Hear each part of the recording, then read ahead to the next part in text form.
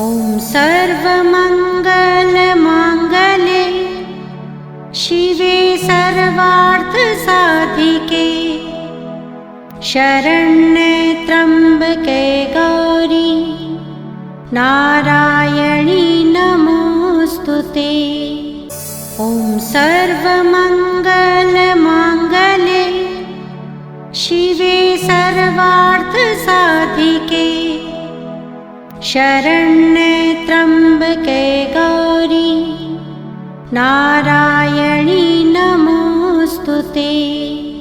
ॐ सर्वमङ्गलमाङ्गल्ये शिवे सर्वार्थसाधिके शरण्ये त्र्यम्बके गौरी नारायणी नमोऽस्तुते। खुश हैं, हम सभी उन्हें आशीर्वाद देते हैं। और उस समय विश्वामित्र बैठे थे। विश्वामित्र को हरिश्चंद्र से उस समय कोई लेना देना नहीं था, लेकिन वशिष्ठ से थोड़ा उनका 36 का आंकड़ा था। तो कहने लगे, अरे वशिष्ठ, अपने यजमान का नाम लेकर, कुछ व्यक्ति का नाम इतना बड़ा हो जाता है, उसका नाम लेकर आपकी इज्जत बढ़ जाती है। साहब, डीएम साहब से हमारा परिचय है, ठीक है, तो इज्जत बढ़ा लेते हैं लोग, उसके नाम से अपने नाम को जोड़ते हैं। हरिश्चंद्र के नाम को जोड़कर वशिष्ठ, खैर बहुत आदरणीय नाम है, ब्रह्मा के पुत्र हैं, ब्रह्मा के पुत्र हैं वशिष्ठ जी। उनको किसी का अपने नाम जोड़ने की जरूरत नहीं है। नाम तभी जोड़ता आदमी जब उसके पास स्वयं का कुछ ना हो, ठीक है। तो भैया, मेरे कहने का तात्पर्य यह है कि हमारे वशिष्ठ जी तो बोल गए, विश्वामित्र ने कहा, अच्छा एक बार देखूंगा जरूर इस आदमी को कि इतनी प्रशंसा क्या इसके काबिल है कि वशिष्ठ जी अपने जजमान को आगे बढ़ाए हैं।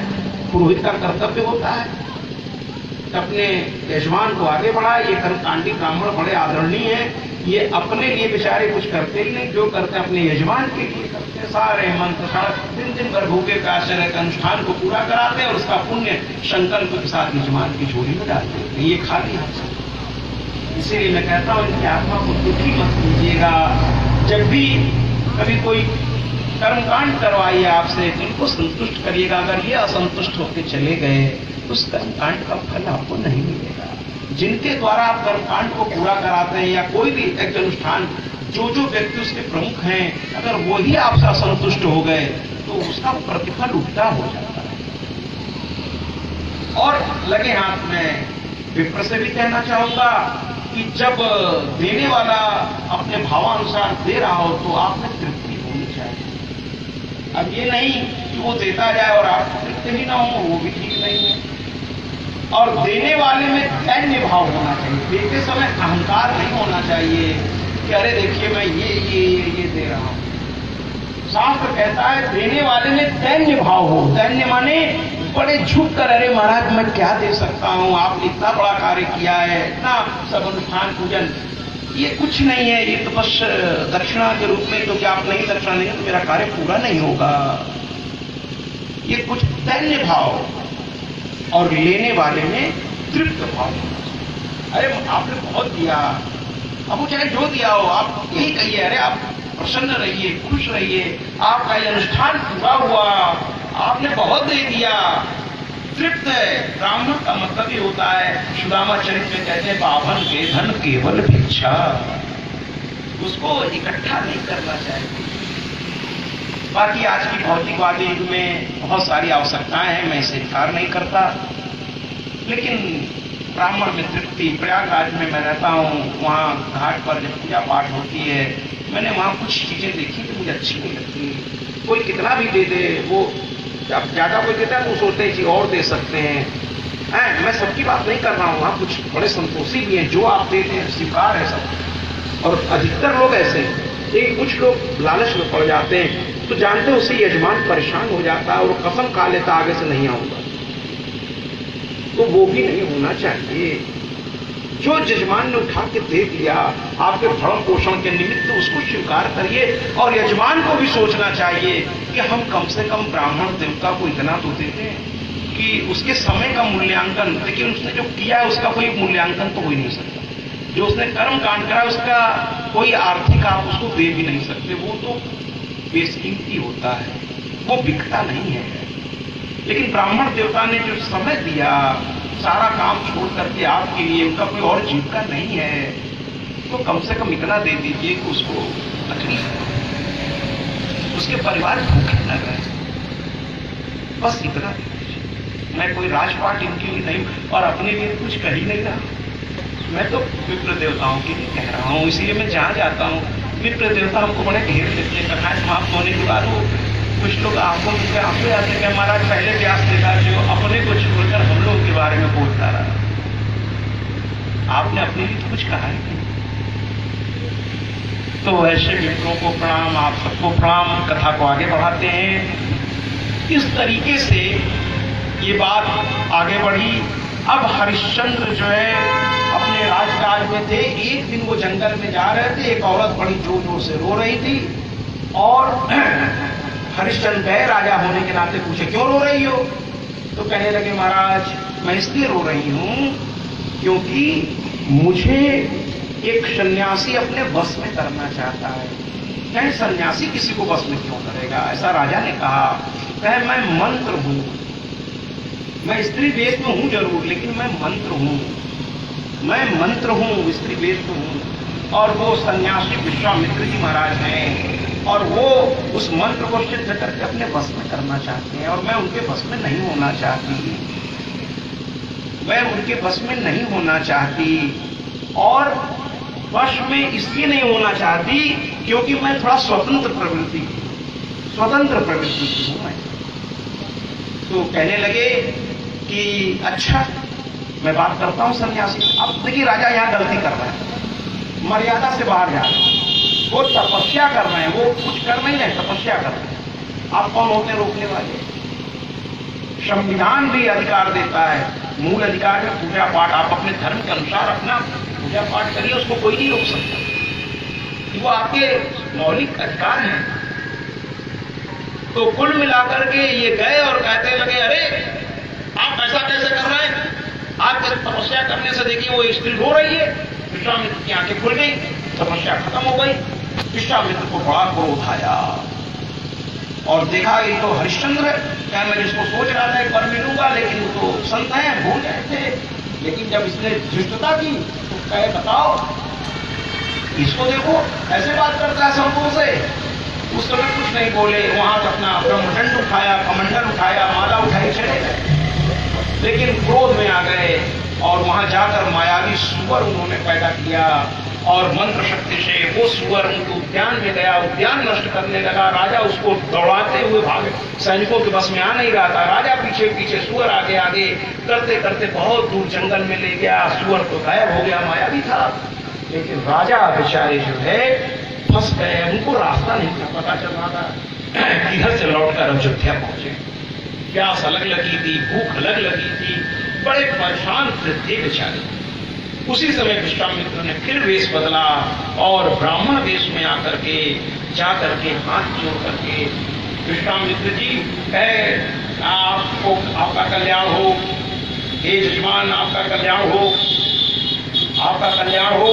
इन्होंने प्रणाम किया ऋषि को, उस ब्राह्मण देवता को। कहने के महाराज मैं अयोध्या नरेश हरिश्चंद्र आपको प्रणाम करता हूँ और मुझे अपने राज्य तक जाने का रास्ता चाहिए महाराज, राज्य तक जाने का रास्ता चाहिए। उन्होंने कहा दे दूंगा, बता दूंगा, पहुंचा दूंगा। सन्यासी और संत और ब्राह्मण तो इसीलिए होते हैं महाराज, मैं आपको रास्ता भी दिखाऊंगा और मंदिर तक भी पहुंचा दूंगा। लेकिन एक निवेदन है, सामने एक सरोवर है, उस सरोवर में स्नान करिए। और ये बड़ी पवित्र जगह है, पवित्र जगह पर पहुंचकर वहां स्नान, पूजन और कुछ दान, इसको किए बिना पवित्र जगह को छोड़ना नहीं चाहिए। बहुत से लोग प्रयाग जाते हैं लेकिन संगम स्नान नहीं करते, वो उनके कार्य में नहीं होता है, उनके कार्य में नहीं शामिल होता, वो अपने कार्य का लिस्ट बना के जाते। मैं ये नहीं कह रहा हूं कि जितनी बार प्रयाग जाइए उतनी बार संगम स्नान करिए। अगर नजदीक है तो बार बार जाना होगा, तो हर बार तो संभव नहीं है, लेकिन कभी कभी उसको लिस्ट पे रखिए। जब जा ही रहा हूं तो संगम में डूबती हो, अलग से थोड़ी जा रहा हूँ, काम से जा रहा हूँ, नदियां एक साथ कहीं का और दर्शन कर लेंगे वहां पद्मा हनुमान जी का, वो तो गया पूरा। क्यों नहीं माधव वहाँ के देव हैं, इष्ट हैं। प्रयागराज के हर नगर के एक देव होते हैं, एक कोतवाल होते हैं। तो बेड़ी बांधो वहाँ के देव हैं, इष्ट हैं, और कोतवाल हनुमान जी। हर नगर के होंगे, इस नगर के भी कोई इष्ट होंगे और कोई कोतवाल होगा, और एक राजा और एक उसका सेनापति उस नगर की रक्षा करता है। हम लोग ये सब आजकल पता ही नहीं करते। तो कभी कभी रखिए, और जब स्नान करिए तो कुछ दान भी कर दीजिए वहां जो बैठे हैं, लेकिन योग्य व्यक्ति। अब आज आपको मैं, आप सब बहुत आदरणीय, आप सब बहुत ज्ञानी है, लेकिन दान किसको देना चाहिए मैं ये भी आपको बता दूं। दान हमेशा योग्य व्यक्ति को देना चाहिए, अयोग्य को मत दीजिए, उससे उसकी अयोग्यता बढ़ती है और आपको कोई लाभ नहीं मिलता। वो जिस भी स्थान पर बैठा उस स्थान के वो योग्य हो, सबसे पहला दान पूछा। वो पुजारी रूप में बैठा है, वो संत रूप में बैठा है, वो किसी भी रूप में बैठा हो, उस स्थान के वो अगर योग्य है तो ऐसा दान आपको बहुत कल्याणकारी होगा। अयोग्य को मत दीजिए, ढोंग करने वालों को मत दीजिए, नहीं दीजिए। और दान जानते हैं, जिसकी जीविका चली जाए, एकाएक उसको, उसके पास खाने का रहने का ठिकाना ना हो, ऐसे को दान दे दीजिए। आपका एक एक पैसा पुण्य के रूप में, उससे मुंह मत घुमा लीजिए। अगर वो लाचार है, बेबस है, किसी की लाचारी को यहां महसूस करना सीखिए, उसकी मदद कीजिए, उसके रोए रोए से आपको आशीर्वाद मिले। किसी लाचार को दान दीजिए। और कोई हट्टा कट्टा है, काम कर सकता है लेकिन कर नहीं चाहता, उसे मत दीजिए, वो और आलसी हो जाए, मत दीजिए। बहुत हो तो भोजन करा दीजिए, पैसा मत दीजिए, क्योंकि उस पैसे का वो दुरुपयोग करेगा, वो जाकर उसको नशा पानी में खर्च कर देगा, उसका रोज का वही काम है। मत दीजिए। आपने बड़े परिश्रम से अपने पैसे को कमाया है, सही जगह दी, और जहां देना हो वहां हाथ पीछे मत खींचिए महाराज, क्योंकि ईश्वर आपको देख रहा है। वहां खुले दिल से दीजिए। आप देखिए पुराणों में लिखा है, जितने भी अनुष्ठान हुए हैं वहां पर जो भी किया है, जितनी भी उसके सामर्थ्य है, उसने सब कुछ अर्पित कर दिया है। एक भक्ति तो कथा है, वो दिन भर जो पाता था उससे वो संतों की सेवा में लगा, वो संतों की सेवा में लगा देता था। और जब संतों के खाने का जो जूठन बचता था उससे वो अपना और अपने परिवार का पेट भरता था। महाराज एक दिन भगवान को स्वयं आना पड़ गया उसके लिए। आइए उस भक्त की थोड़ा तारीफ बता देंगे। तो स्वयं के लिए जिया तो क्या जिया, स्वयं के लिए तो जानवर भी जीता है, लेकिन वो भी कभी कभी दूसरों के काम आ जाता है। और इंसान होकर अगर हम दूसरों के काम ही नहीं आए तो फिर जीवन का क्या मतलब।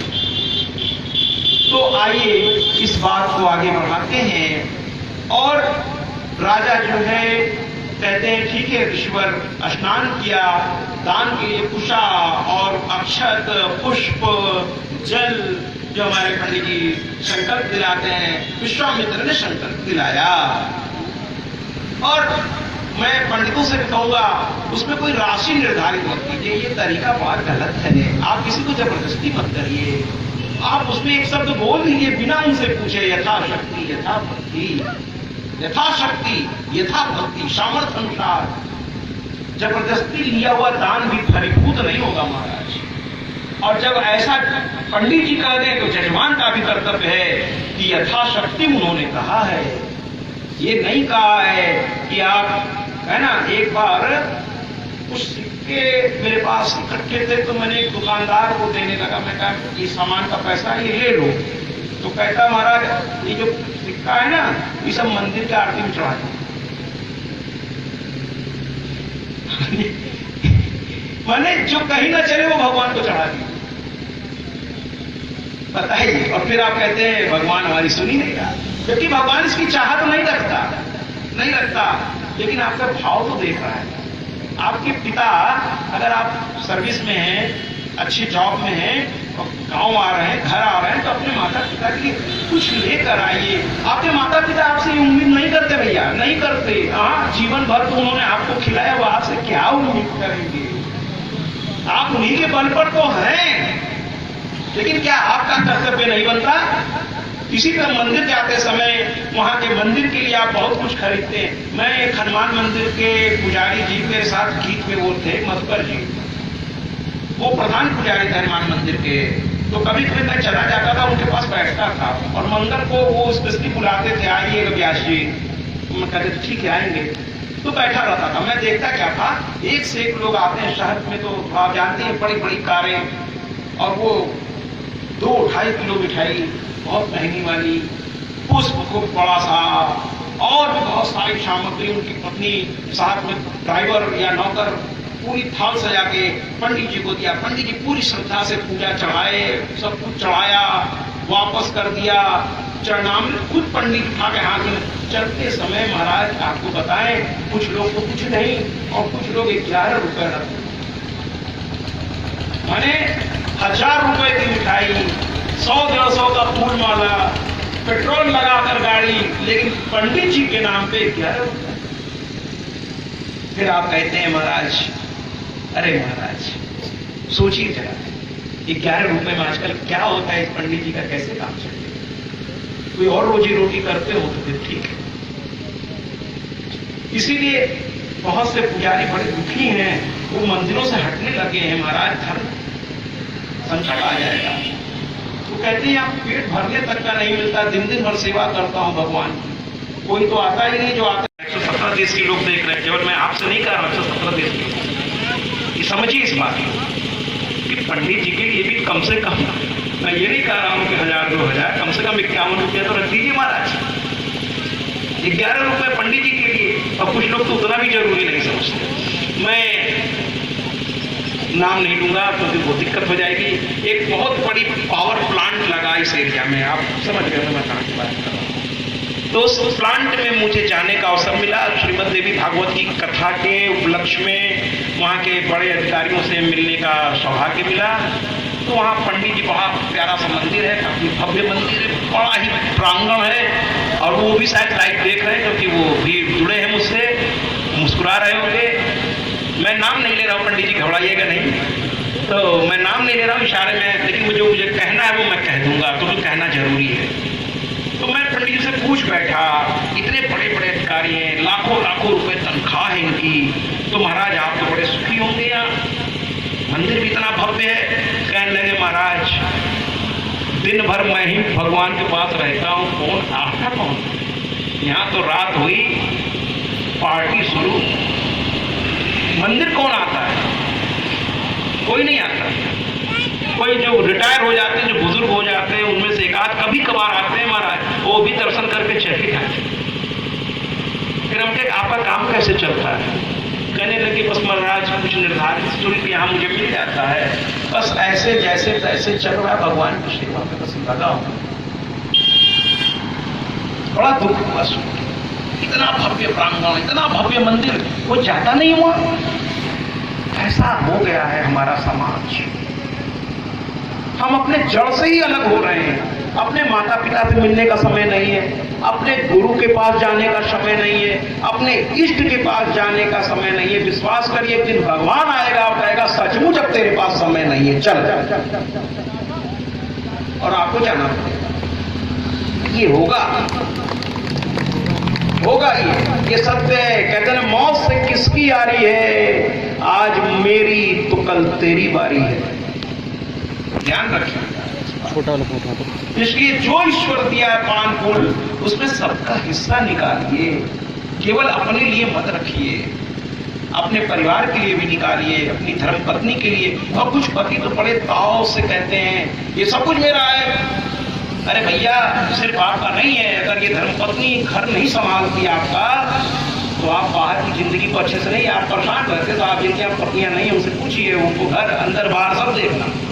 तो सौभाग्यशाली हैं, आपकी धर्मपत्नी पूरा अंदर का मैनेजमेंट संभालने में सक्षम है, और आप बाहर की दुनिया में सर्वश्रेष्ठ पद पर आप प्राप्त हो रहे हैं, तो उसके सहयोग से हो रहे हैं। इसलिए जो कुछ आपने कमाया उसमें उसका भी बराबर का हिस्सा है। वो कहाँ जाएगी और इसके पास? अगर एक एक पैसे के लिए आपके सामने उसे हाथ फैलाना पड़े, तो मुझे लगता है फिर हमें शर्म आनी चाहिए। उस पर उसको भी उतना ही अधिकार है उस पैसे पर। क्योंकि बिना उसके सहयोग के तो आप कर ही नहीं सकते। तो आप ऐसा कैसे कह सकते हैं कि ये सारा पैसा सिर्फ आपका है और आपके माता पिता का भी उसमें हिस्सा है? क्यों नहीं है? उसने जन्म नहीं दिया होगा, आपको इस लायक नहीं बनाया होगा। तो बातें बहुत हैं, अब एक कथा में सारी बातों को समेटना संभव नहीं है, इसीलिए कथाओं की आवृत्तियां होती हैं, जो इसमें छूट जाए उसमें पूरी हो जाए। जो कथा के प्रेमी होते हैं, जो कथा के भूखे होते हैं, क्योंकि जानते हैं सत्संग से बढ़िया कुछ है ही नहीं। ये 9 दिन आप विश्वास कीजिए, इस कथा की जिम्मेदारियों में कम से कम 9 दिन आप दुनियादारी से काफी दूर हो गए। बहुत कुछ जाने में जो होता रहता, आज उससे बच करके पूजा पाठ में लगे। क्या ये पुण्य काल नहीं है तो क्या है? तो इस तरह के अनुष्ठान होते रहने चाहिए।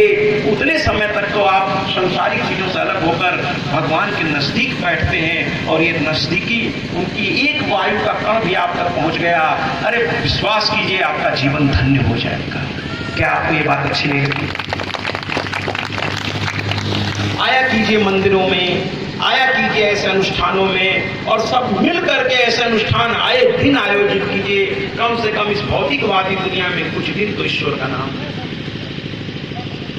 ठीक है, तो इसके साथ और कोई व्यक्ति अगर इसे कराए तो बढ़ चढ़ के उसका साथ दीजिए। वो सर्वे भवन्तु सुखिनः भाव से कर रहा है। तो आगे बात हम बढ़ाते हैं। उन्होंने संकल्प करा दिया, और यहाँ विश्वामित्र जी थोड़ा, लेकिन अब उनको परीक्षा लेनी थी, तो कह दिए कि देखो ये ब्राह्मण पुत्र उन्होंने माया से प्रकट कर दिया, और ये कन्या है, इसका विवाह है, और तुम अपना सर्वस्व इनके विवाह में दान कर दो। पैसा भी नहीं करना चाहिए। अगर आप यजमान को दुखी कर देंगे, उसका सब कुछ धर्म आज विलुप्त होने के कगार पर इस वजह से भी है कि लोग इतना ज्यादा करने लगते हैं आडंबर कि आदमी घबरा जाता है किसी काम में। अरे भैया करेंगे तो इतना इतना इतना, वो पंडित जी इतनी लंबी लिस्ट पकड़ा देते कि आदमी ऐसे ही हिम्मत हार जाता है। तो वो भी नहीं करेंगे।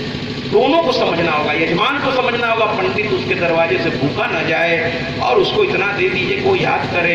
और पंडित जी को भी समझना होगा कि इतना मत ले लीजिए कि यजमान कंगाल हो जाए, वो दोबारा हाथ जोड़ने, अरे भैया दूर रहो सब कुछ से, परेशान करके धर दिए ये लोग। ऐसा मत अनित करिए, ऐसा मत अनित करिए। पंडित जी को भी ध्यान रखना होगा।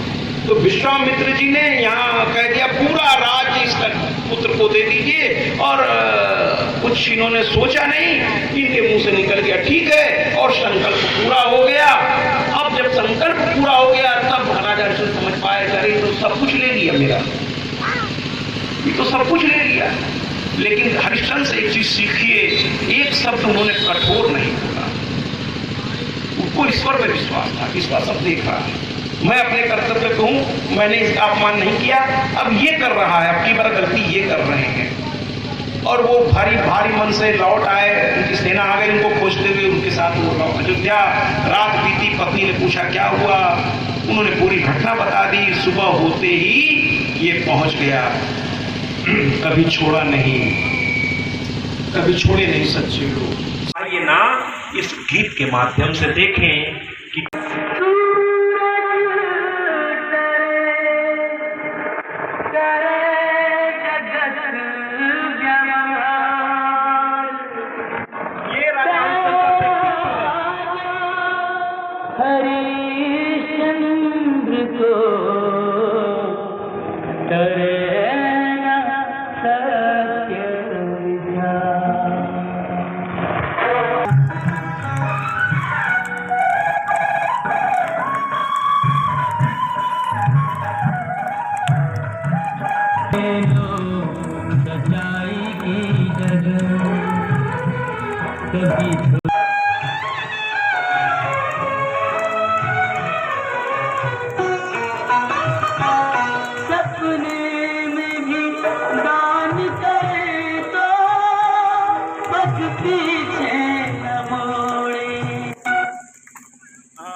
मैं थोड़ा सा बता दूं कि हमारे जो मुख्य आयोजक हैं, कथा के शुरू में ही उन्होंने कहा था कि मेरी इच्छा है कि व्यासपीठ पर मैं आपका सम्मान थोड़ा सा अंग वस्त्रम इत्यादि से, तो मैंने कहा ठीक है, अब आपका भाव है तो स्वीकार है, तो थोड़ा मैंने इस को रोक करके इसको मैं पूरा करता हूँ।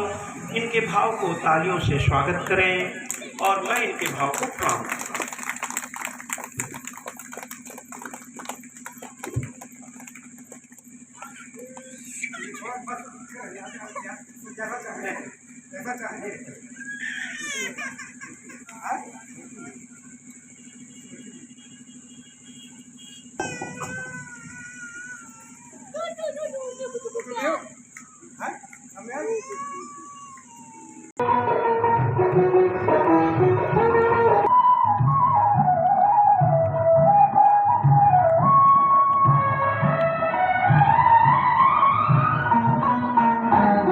कभी छोड़े नहीं सच्चे लोग सच्चाई की जगह, कभी छोड़े नहीं सच्चे लोग, वो चाहे कांटों में गुजर जाए सारी उम्र।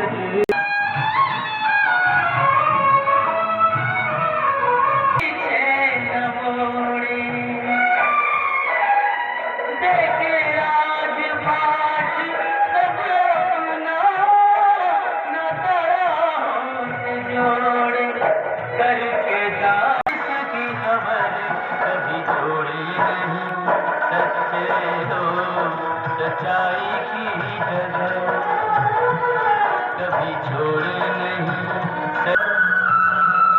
उस वचन की खातिर सुखता सुखता वे नहीं सुखता ये बावरे नैना यूं ही बरसाते हैं पानी, सच्चाई की उस वचन की खातिर उन्हें सुखता सुखता सच्चाई की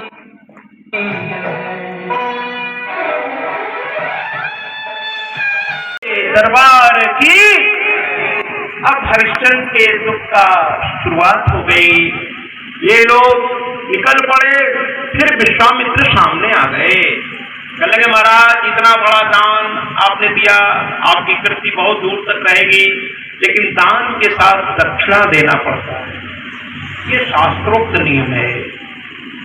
तो जितना बड़ा दान उसकी दक्षिणा भी। तो कहने लगे महाराज मैंने तो सब दे दिया, मेरे पास तो कुछ है ही नहीं। तो कहे फिर ये दान भी वापस ले लो। वो तो परीक्षा ले रहे थे, लेना होना था ही नहीं उनको, तो चाह रहे थे बस ये बताना कि साहब ये झूठे हैं या डंबर वाले लोग हैं, या फिर वो ये बताना चाह रहे थे कि हरिश्चंद्र जैसा दुनिया में कोई नहीं है। और हकीकत है संत कभी कभी कठोर भी होता, तो इसलिए कि आपका व्यक्तित्व निखर के आए, लोग आपको समझने लगे कि वास्तव में आप अच्छे हैं।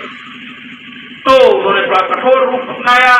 कहे फिर या तो दान ले लो, कहे महाराज दिया चीज तो मैं वापस लेता नहीं। तो कहे फिर दक्षिणा, तो कहे क्या, तो कहे 2.5 भर तोला सोना। अब इतना सोना कहां से लाए, राज्य जा चुका, राजकोष भी जा चुका था। कहने लगे महाराज समय दीजिए। कहे कितना, कहे 1 माह। कहे ठीक। और वो चल पड़े। फिर भी उन्होंने विश्वामित्र से कहा कि मैं आपको दिया दान वापस नहीं लूंगा और दक्षिणा भी चुकाऊंगा। ये आपकी कृपा है कि आपने मुझे इस लायक समझा। ये है भक्त, नाराज नहीं हुए वो संत पर, आपने मुझे बर्बाद कर दिया है, ये सब नहीं कहा उन्होंने, कहा आपने मुझे इस लायक समझा। और उसके बाद वो चल पड़े।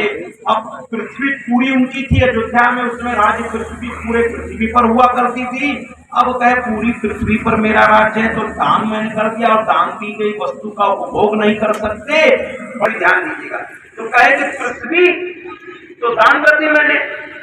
तो अचानक उनके दिमाग में आया जो मैं कहना चाह रहा था इस शब्द को, कि काशी पृथ्वी का हिस्सा है ही नहीं, वो तो भगवान शिव के त्रिशूल पर स्थित है। इसलिए काशी को प्रणाम करें, वो पृथ्वी से ऊपर स्थान रखता है। कहे ये पृथ्वी नहीं है, इसलिए मैं काशी में जा सकता हूं। मैंने पृथ्वी का दान कर दिया है अपना, जहां तक राज्य था, लेकिन काशी उसके ऊपर है। और ये काशी पहुंच गए। काशी किसी के राज्य के अधीन हो ही नहीं सकता, वहां तो बाबा का राज्य चलता है, वहां तो भोलेनाथ का राज्य है। और एक चीज लगे हाथ बता दूं, काशी वासियों से भी कहना चाहूंगा, आप सबसे कहना चाहूंगा, काशी भोग्या नहीं है। काशी को भोगने के लिए मत इस्तेमाल कीजिए, काशी साधना के लिए। काशी बाबा की नगरी है, उसको भोग वासना के लिए और नाना प्रकार के उपभोग में रात दिन मत बिताइए। काशी को तो भैया साधना के लिए इस्तेमाल कीजिए। पहले बड़े बड़े संत और विद्वान काशी में अपना निवास बनाते थे साधना के लिए। आज बड़ा अच्छा लग रहा है, कुछ युवा आए हुए हैं, बहुत अच्छा लगा, आपका स्वागत है। मैं तो पहले दिन से आपको तलाश रहा था, क्योंकि युवाओं के लिए, चूंकि मैं प्रिंसिपल पद पर रहा हूँ 32 साल, बच्चों के पीछे मेरा जीवन कटा है। मैं डायरेक्टर पद पर रहा, लेक्चरर था इंटर में, तो जब भी मैं कथाओं में जाता हूँ युवाओं को ढूंढता हूँ और मैं उनसे कहता हूँ, उत्तिष्ठित जागृत प्राप्य परान विभूत, यानी उठो, जागो और लक्ष्य की प्राप्ति तक चैन से मत बैठो। अरे तुम भगत सिंह हो, तुम चंद्रशेखर आजाद हो, तुम सरदार वल्लभ भाई पटेल हो, युवाओं में तो इतनी ऊर्जा होती है साहब कि वो चाहे तो पूरे पृथ्वी के नक्शे को बदल सकते हैं। हम युवा आजकल इसको पहचान नहीं रहे हैं, लेकिन आप अध्यात्म में आए, कथा सुनने आए, आप में वो सामर्थ्य होगा, तभी यहाँ तक पहुंचे। मैं आपका स्वागत करता हूँ और मैं कहना चाहता हूँ कि सपने वो देखो जो सो के न देखे जाए, वो सपने मत देखो, सपना सोते हुए सपने मत देखो, बल्कि सपने वो देखो जो तुम्हें सोने न दे। और याद रखो, समस्या है तो समाधान है। हताश मत होना, निराश मत होना, अपने लक्ष्य को निर्धारित करो, बिना लक्ष्य के जीवन को मत जियो। सोचो तुम्हें क्या बनना है और फिर उसके लिए रात दिन एक कर दो, रात दिन एक कर दो और कुछ ऐसा करो तुम्हारे पिता तुम्हारे नाम से पहचाने जाने लगे। कब तक कहलाओगे फलाने के लड़के? अरे एक दिन वो आ जाए तुम्हारे जीवन में कि तुम्हारे पिता को लोग कहने लगे फलाने के पिता। क्या ये अच्छा नहीं लग रहा माता पिता के बाद? फलाने के पिता, कुछ ऐसा करना है, कुछ ऐसा करना है। तो आज इस कथा पंडाल में सर पर एक कपड़ा बांध लो, दिमाग में, मानसिक जरूरी सामने से, और आज प्रण लो कि मैं जीवन के उच्चतम शिखर तक पहुंचूंगा, अध्यात्म को भी अपनाऊंगा और इस भौतिकवादी दुनिया में एक ऐसा स्थान बनाऊंगा कि मेरे परिवार के लोग गर्व से कह सकें ये मेरे कुल खानदान का चिराग है, ये मेरे कुल खानदान का चिराग।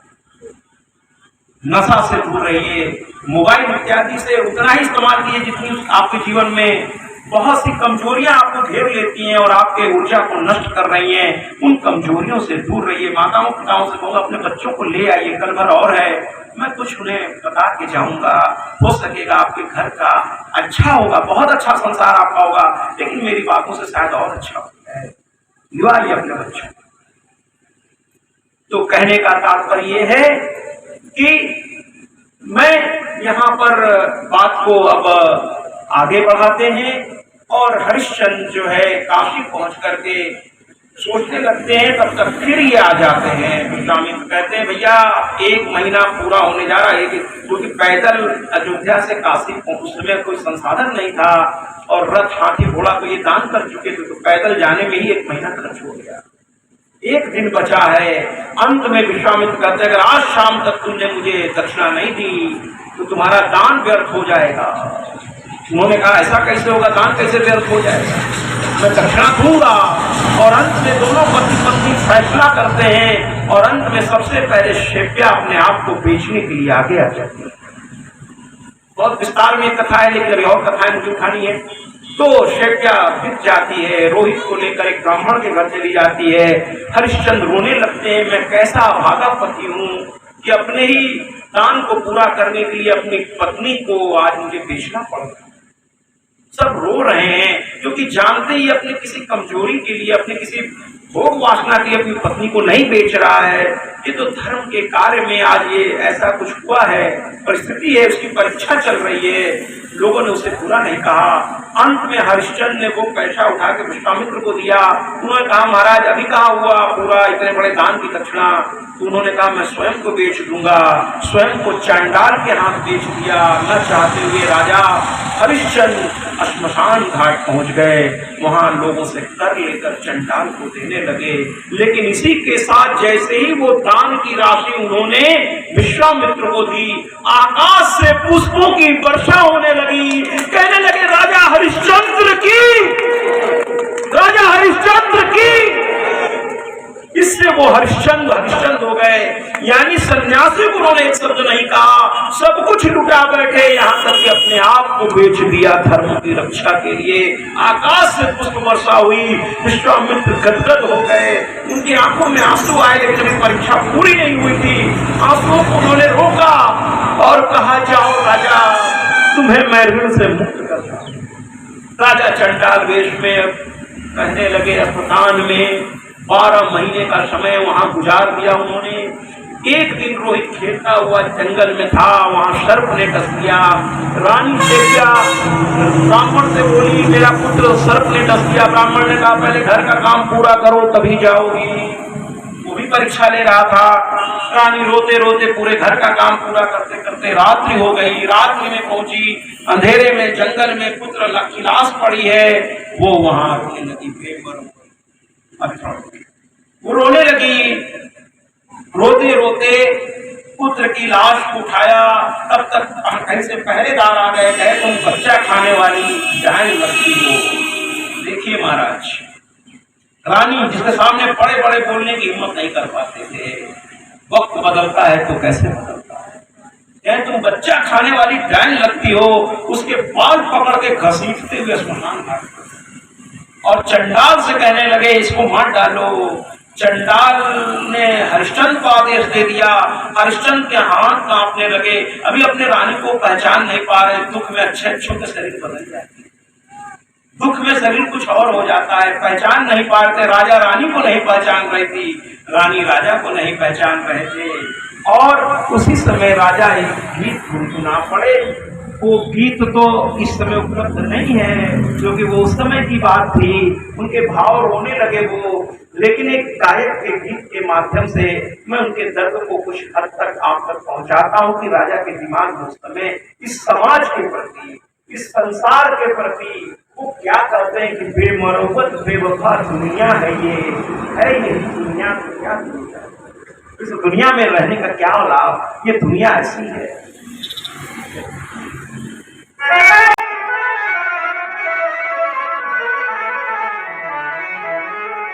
उस औरत के दुख को देखकर हरिश्चंद्र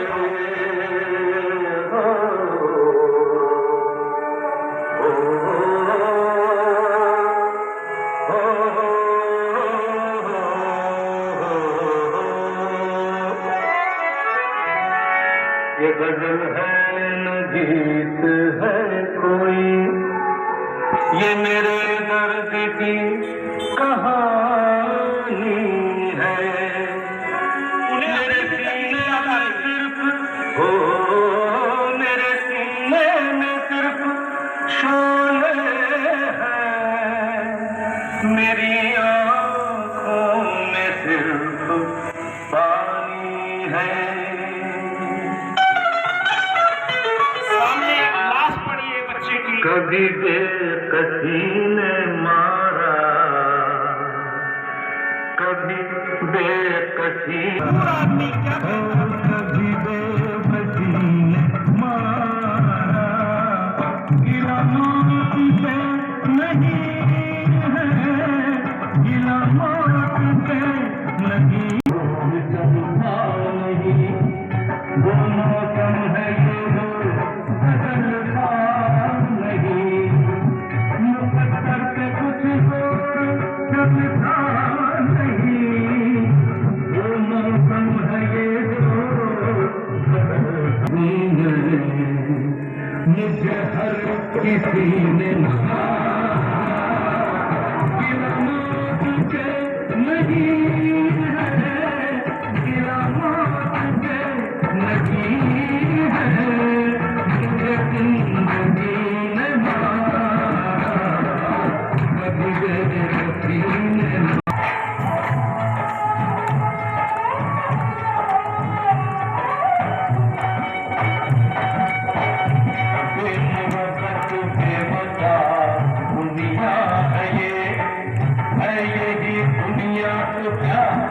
कहानियां हैं ये। और तीनों ने एक साथ उस चिता में कूदने का निर्णय ले लिया कि अब और दुख बर्दाश्त नहीं होता। सच्चाई का मार्ग वो छोड़ नहीं सकते थे, आदर्श का त्याग कर नहीं सकते थे, तो कहे जीवन का ही त्याग करते थे। और महाराज जैसे ही उन्होंने त्याग करने के लिए मां जगदम्बा की ओर प्रणाम किया, मां साक्षात प्रकट हो गई।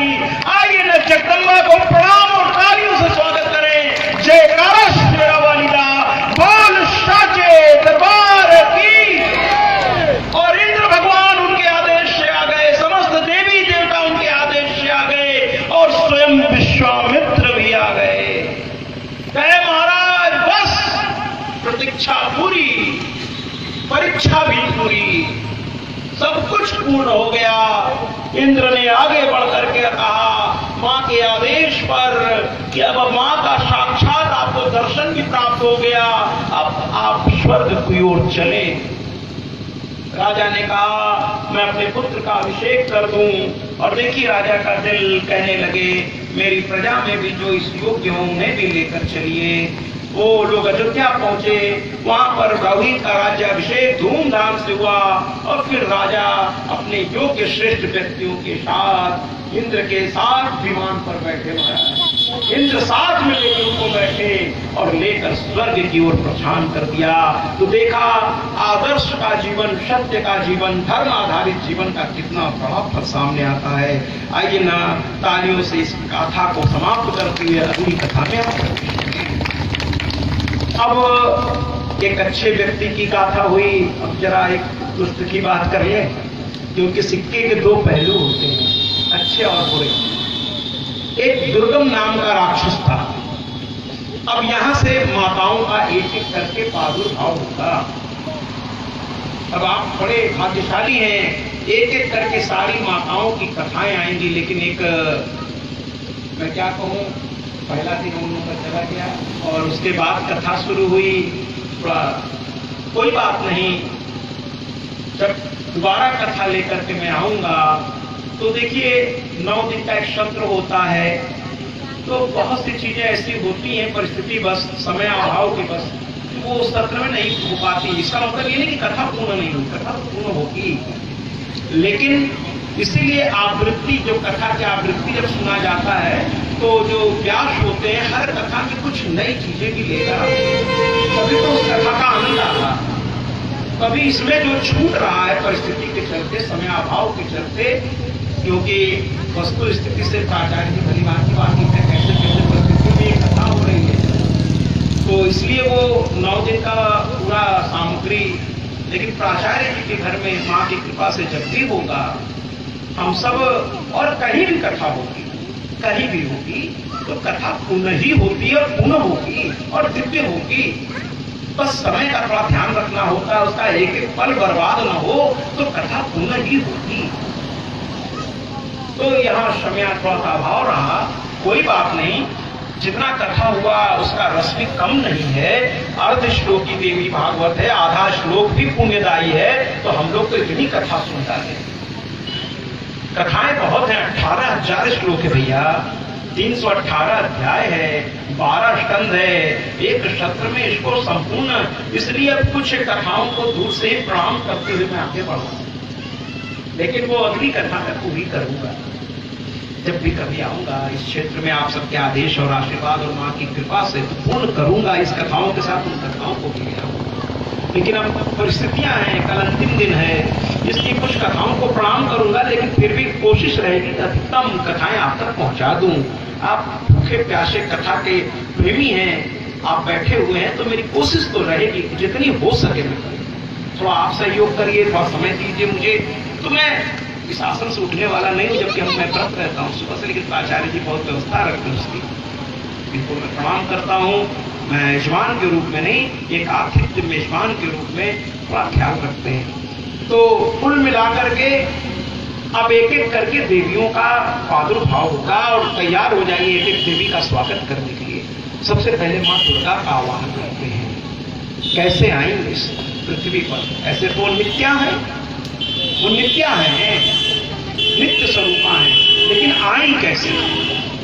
दुर्गम नाम का एक राक्षस, दुर्गम नाम का एक राक्षस। इस कथा को मैं आगे बढ़ाऊं, प्रकाश जी मेरे सामने आ गए, बहुत आदरणीय है। और ये कथा जिस कि इस तरीके से हम आगे बढ़े, और दुर्गम नाम का एक राक्षस जो था, उसने तपस्या की, ब्रह्मा जी को प्रसन्न किया, और ये बड़ा दुष्ट प्रवृत्ति का था। इसकी सोच बड़ी अलग तरह की थी। और वो सोच क्या थी भैया? उसने कहा कि सबने अमर होने का वरदान मांगा, मिला किसी को, सब मारे, मैं मांगूंगा ही नहीं ये बात। तो कहे फिर जब तक जीऊंगा शान से जीऊंगा। उसने ऐसी गणित लगाई, कहा वेद जो है देवताओं की ताकत है, इस धरा की ताकत है। अगर वेद को ही ब्रह्मा जी से ले लिया जाए तब देखिए क्या होता। इस कथा के माध्यम से मैं कुछ आपको बताना चाहता हूं। तो वेद उसने ब्रह्मा जी से मांगा, मुझे तपस्या का फल अगर आप देना चाहते हैं तो चारों वेद मुझे दे दीजिए, और दे ही नहीं दीजिए, किसी और को अब याद नहीं रहना चाहिए, ऐसा बोलना चाहिए। इस पर अधिकार सिर्फ मेरा हो। ब्रह्मा जी सोचने लगे ये क्या मांग रहा है, ये तो सबका बाप निकला, ये तो प्राण ही मांग रहा है। और दूसरा कहते क्या है कि जितने भी ये मंत्र हैं, पूजा अनुष्ठान की विधियां हैं, संध्या वंदन है, ये सब बाकी लोगों से छीन जाए, सब मेरे अधीन हो जाए, सबको ये विस्मृत हो जाए। जरा ध्यान से सुनिएगा महाराज, आज स्थिति यही है, आज स्थिति यही है। ये जो मैंने प्रशंसा की है उसके पीछे वजह है। आज समाज जो है कहता पूजा पाठ की मेरे पास समय नहीं है साहब, समय नहीं है। तो समय क्या इनके पास है? क्या इनके पास है? उनके पास है क्या? इनके पास है क्या? मैं तो क्या ठहरा हूं, देखता हूं दिन भर दौड़ते रहते, समय इनके पास भी नहीं है। हो सकता है आप में से, है ना। और इस कार्य को बस पूर्ण करना छोड़ दिया है। हम मंदिर जाना छोड़ दिए, संध्या वंदन तो बहुतों को पता ही नहीं है, गायत्री मंत्र बहुत लोग जानते तो हैं, करना नहीं चाहते। बहुत लोग तो दीक्षा भी देना छोड़ दिए। पूजा पाठ की सारी पद्धति आपने छोड़ दी। अब तो पूजा आप जैसा का भगवान का एहसान कर रहे हैं महाराज, आसान कर रहे हैं। कुछ लोग तो ज्यादा ऐसे किए, निकल लिए, प्रसाद चढ़ाए, ऐसे कर टाइम नहीं है। अगर आपके सामने कोई थाली लावे और रखे, आपको निमंत्रित तरह रखे, आइए आइए बैठिए, थाली आए 56 प्रकार का व्यंजन, ऐसे रखा, उठाया, चल दिया, समय नहीं है खिलाने का। बताइए कैसी विडंबना है, कैसी विडंबना है। सारे पूजा पाठ के सारे अनुष्ठान इत्यादि के सब कुछ भूल रहे हैं, और फिर कहते कोरोना आ गया। क्यों ना आवे, क्यों ना आवे? मदिरा पीने का समय है, नाइट क्लब्स में जाने का समय है, दोस्तों के साथ बैठ करके फालतू बातें करने का समय है, लेकिन पंडाल में आने का समय नहीं है। मैं नाम नहीं लूंगा, सत्यप्रकाश जी एक सज्जन है, मैं नाम नहीं लूंगा, लेकिन कहूंगा जरूर, मैं व्यास हूं, कहूंगा तो जरूर, छोड़ूंगा। एक सज्जन है, कथा समाप्त होने के बाद आते हैं, पहले दिन से मैं उनको देख रहा हूं, कभी कभार आ जाते हैं, तो वो आए मुझसे मिले। मैंने कहा कथा में आप नहीं आते, समय नहीं मेरे पास। हमने कहा अच्छा करते क्या है? क्या आजकल निमंत्रणों में व्यस्त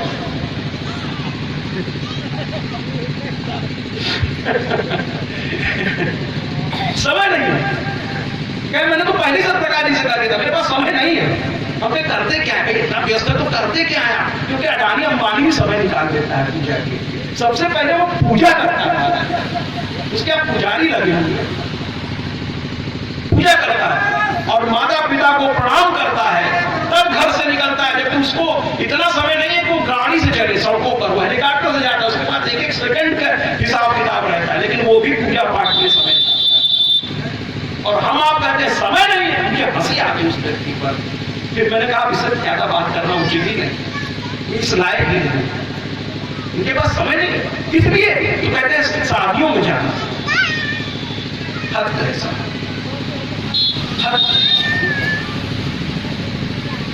अरे एक दिन हो गया, 2 दिन हो गया, किसी दिन तो आइए पंडाल में, कुछ दिन तो गुजारिए गुजरात में। कुछ दिन तो गुजारिए। तो कहने का तात्पर्य यह है इसकी ऐसी विडंबना है। और ये राक्षस ने उस समय यही मान लिया कि लोगों के पास पूजा पाठ करने का भाव न रहे। समय तो है, भाव न रहे, भाव न रहे। बस वही हुआ, शायद वो राक्षस का प्रभाव अब दिख रहा। और हुआ ये साहब कि लोग पूजा पाठ करना भूल गए, ब्राह्मणों के मंत्र भूल गए, वेद तो भूल ही गया। अब यज्ञ अनुष्ठान सब बंद हो गए, सब बंद हो गए, यज्ञ अनुष्ठान सब बंद। नतीजा क्या हुआ? देवता जीर्ण शीर्ण होने लगे, मंत्रों की शक्तियां तो शून्य होने लगी। और यही तो राक्षस चाहता था। चारों ओर नकारात्मक ऊर्जा फैल गई, चारों ओर नकारात्मक ऊर्जा फैल गई। और हमेशा जो पाप है वही तो चाहता है कि पुण्य हो ही ना, मेरा साम्राज्य हो जाए, मेरा साम्राज्य हो जाए। एक बच्चों का सीरियल आता था, बच्चों का क्या पढ़ूंगा, चंद्रकांता करके, उसमें एक विलेन होता था। वो कहता था अंधेरा कायम रहे, क्रूर से अंधेरा कायम रहे। यही तो हर राक्षस चाहता है, उजाला आने ही ना पाए। और ये यज्ञ होगा, अनुष्ठान होगा, कथा होगी, उपवास होगा, व्रत होगा, पूजा पाठ, मंदिरों में अगर की खुशबू फैलेगी तो अंधेरा कायम नहीं रह सकता। और यही उस राक्षस ने किया। हालात ये हो गए कि देवता तड़पने लगे और अंत में उन्होंने मां को पुकारा। एक गीत के माध्यम से हम उसको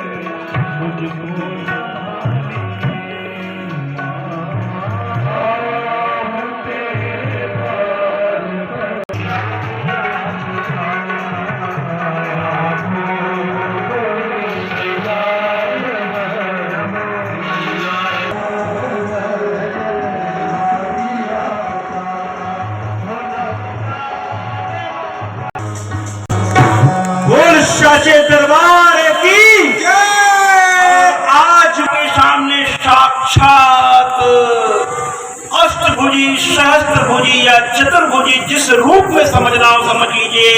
आज आपके सामने माँ दुर्गा का प्राकट्य हुआ। जय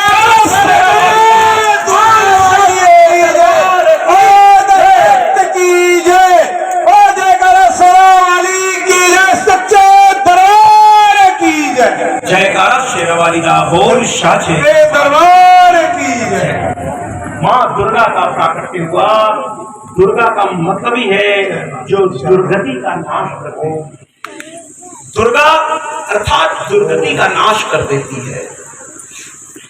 माँ दुर्गा रूप में प्रकट हुई और देवताओं से कहा, बच्चों क्या तकलीफ है? उन्होंने सारी बात बता दी कि वो राक्षस ने सारे मंत्र तंत्र पूजा पाठ सब अपने कब्जे में कर कर यहाँ के लोगों को उससे वंचित कर दिया, इसीलिए सारे कष्ट हो रहे हैं माता। और आप भी अब समझ जाइए पूजा पाठ और तरह तरह की चीजें क्यों जरूरी हैं। आप समय निकालें इसके लिए और अपने कमाई का पूरा नहीं, आप सरकार को नाना प्रकार के टैक्स देते होंगे, दशांश, केवल 10वां अंश धर्म कार्य में खर्च करते हैं। हमारा शास्त्र तो केवल दशांश आपसे कहता है, पूरा भी नहीं मांग रहा है, दशांश। ये शास्त्रोचित है। अगर उस दशांश का प्रयोग आप अपने लिए करेंगे तो विश्वास कीजिए कि आप ये गलत कर रहे हैं। मैं पाप शब्द करके आपको डराना नहीं चाहता, डराने मैं आया भी नहीं हूं, मैं तो आपको निश्चित करने आया हूं। लेकिन ये जरूर है कि अनजाने में आप किसी के हिस्से को खा रहे हैं, और किसी के हिस्से को खाना है आपकी कमाई महाराज, लेकिन शास्त्र उसको कई हिस्सों में बांटता है। आपके परिवार के लिए उसमें हिस्सा है, आपके माता पिता के लिए उसमें हिस्सा है, आपके नौकर चाकर का भी उसमें हिस्सा है, आपके पशुओं के लिए भी उसका हिस्सा है। तो सबका हिस्सा सबको आप दीजिए, और तभी आप सफल गृहस्थ हैं। और सफल गृहस्थ को जितनी जल्दी मुक्ति मिलती है, मुझे कहने में कोई संकोच नहीं है, उतना सन्यासी को भी जल्दी से मिलती है। हाँ बिल्कुल तालियां बजाइए, क्योंकि सन्यासी भी गृहस्थ से ही है, सन्यासी भी गृहस्थ से ही है महाराज। सन्यासी भी अपने अनुष्ठानों के पूर्ति के लिए, अनुष्ठान की पूर्ति के लिए वो गृहस्थ के पास ही जाता है। हम कथा व्यास भी आप गृहस्थों की वजह से ही ये कथा आप लोगों तक पहुंचा रहे हैं। तो फिर आप भी बताइए, ये लोग श्रेष्ठ हैं कि हम? तो इनके ही सहयोग से ये कथा भी आप तक पहुंच रही है महाराज, ये कथा भी पहुंच रही है। तो गृहस्थ श्रेष्ठ है, आप श्रेष्ठ हैं। आप सबका भरण पोषण करते हैं महाराज, अपने परिवार का, अपने नाते रिश्तेदारों का, अपने नौकर चाकर का। एक सफर गृहस्थ न जाने कितनों के चूल्हे को जलवाता है, कितने के चूल्हों को, कितने नौकर चाकर। मैं 50 दिन ठहरा हूँ वहाँ ड्राइवर से है ना, तो कितने घरों के चूल्हे जल रहे महाराज। तो जितने भी बिजनेसमैन है, आपके यहाँ भी व्यापार होता है, आप लोगों के यहाँ भी व्यापार होता होगा, आप लोग न जाने कितनों की रोजी रोटी के आप निमित्त हैं। आप सबको मेरा प्रणाम है कि आप स्वयं तो अर्जन कर ही रहे हैं, और अपने नौकर चाकर को भी आप दे करके उनका भी घर को आप भली भांति। लेकिन एक बात हाथ जोड़ के कहना चाहूंगा आप सबसे, जो आपके कर्मचारी हों उनका थोड़ा ध्यान रखें। अगर कोई आपके लिए काम कर रहा है तो सबसे पहले उसके भोजन पानी समय से उसे मिल रहा है कि नहीं, है ना। देखिए वो बेचारा अगर कुछ कह नहीं रहा तो उसके रोए आपको बददुआ देंगे। अगर उसको समय से जल नहीं मिल रहा है, समय से अनाज नहीं मिल रहा है ना, तो ये थोड़ा ध्यान रखिए। आप करके देखिए, वो आपके लिए जान लगा देंगे। और इसके बाद अगर नहीं लगाएंगे तो दोष उनका होगा, फिर दोष आपका नहीं होगा, उनका होगा। तो अपने मातहत जो भी कर्मचारी हैं उनका थोड़ा ध्यान रखें, उन्हें समय से वेतन दे दें, उनके मांगने से पहले उन्हें दे दें, हैं। और हमेशा उनका दुख सुख पूछते रहिए। आपका कोई भी व्यक्ति हो आपके साथ, उससे पूछते रहिए, आज हमारे चेहरे पर चिंता की लकीरें, क्या बात है बताओ। तो आपके लिए जरूरत पड़ने पे जान दे देगा।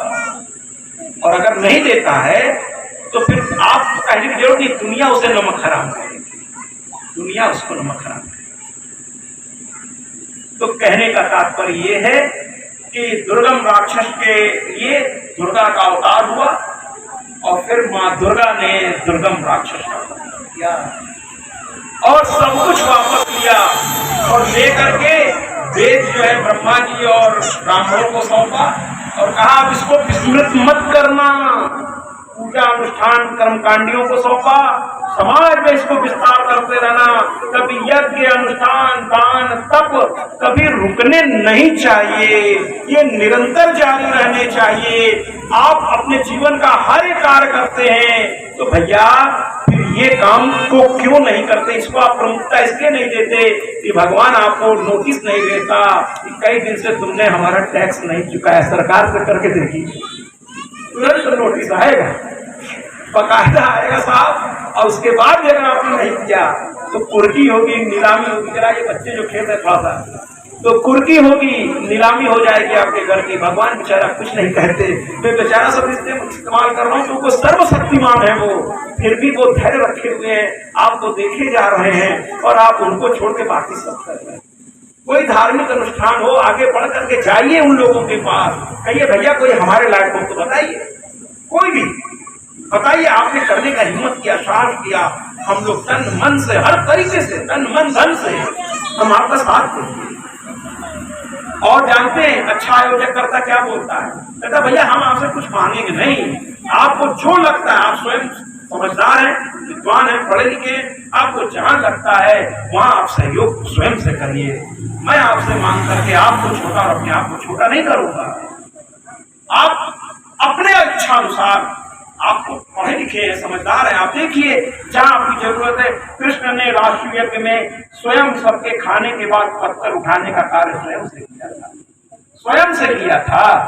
किसी की हिम्मत थी उनको कहती, द्वारकाधीश थे, लेकिन वो ले लिया, कहा कि मेरा कार्य मैं करूंगा। सबके खाने के बाद जूठा उठाने का काम उन्होंने किया, भगवान ने किया था, तो करिए।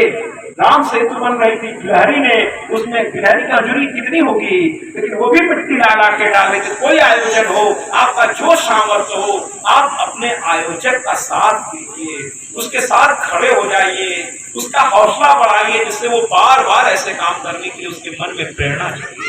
बाकी फिर आपकी जैसी इच्छा होगी, कथा आगे होती जाएगी।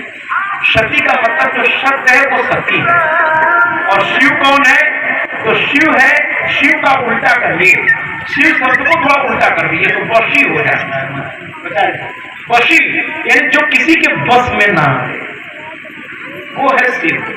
वो कहीं आसक्ति लगाते ही नहीं, वो एकदम अलग ही है, अलग ही भाव में रहते हैं। तो शिव और शक्ति, तो आपकी इच्छा पता नहीं है, नहीं है, मुझे नहीं पता।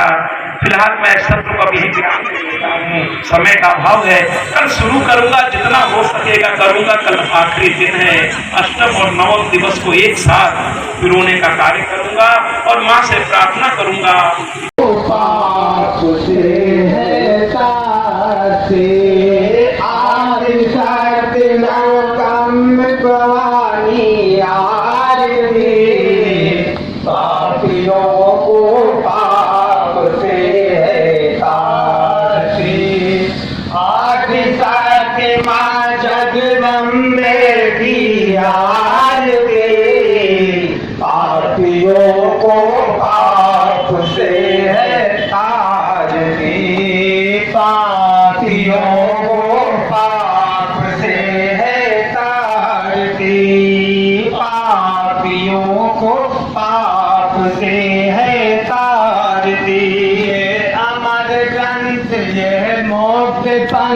सर्वोत्तम वेद निराला, नव ज्योत जलाने वाला, ये अमर ग्रंथ, ये मोक्ष पंथ वाला, ये अमर ग्रंथ, ये मोक्ष पंथ।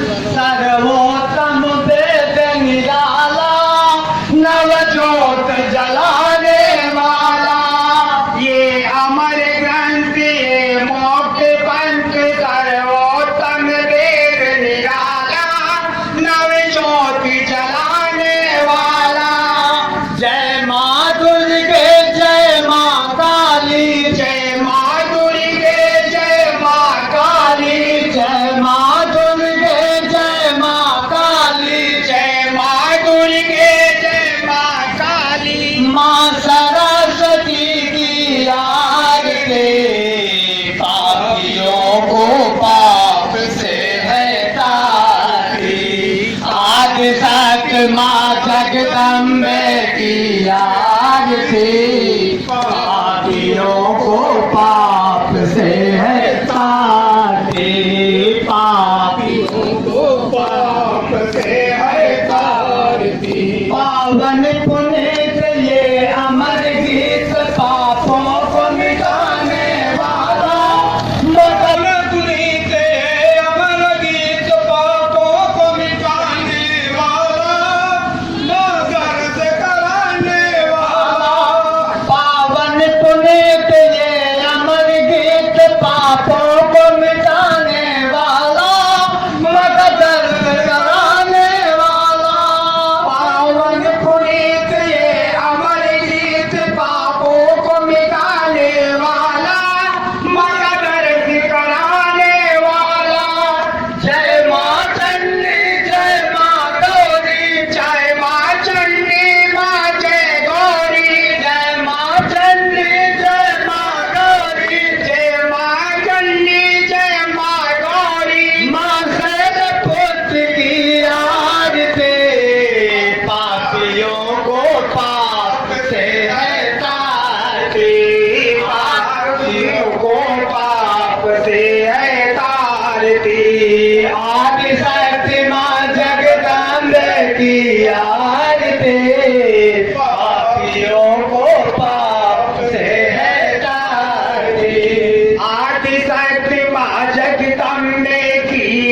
आरती, पापियों को पाप से है तारती, पापियों को पाप से है तारती।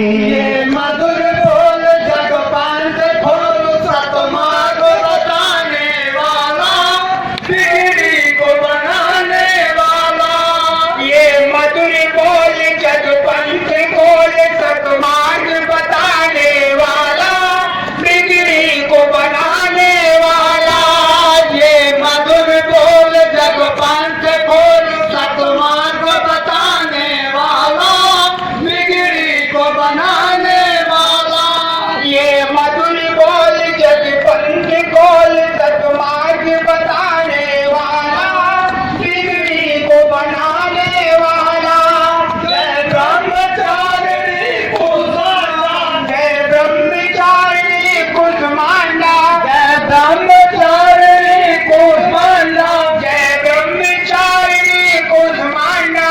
माँ काल रात की आरती, पापियों को पाप से है तारती, पापियों को पाप से है तारती।